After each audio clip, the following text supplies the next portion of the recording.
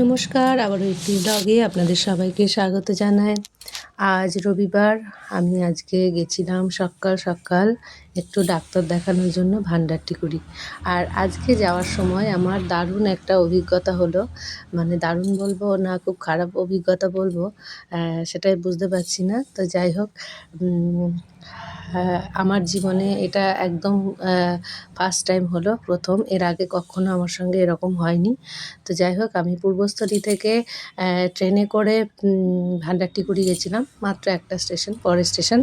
তো আমি আজকে টিকিট কাটিনি, কারণ আমি ভাবলাম একটা স্টেশন চলে যাই। এটা আমার অনেক একটা বড় ভুল ছিল, আমি খুবই অন্যায় করেছি। তো যাই হোক, তো যথারীতি ট্রেনে টিটি ওঠে এবং আমার থেকে 100 টাকা ফাইন করে।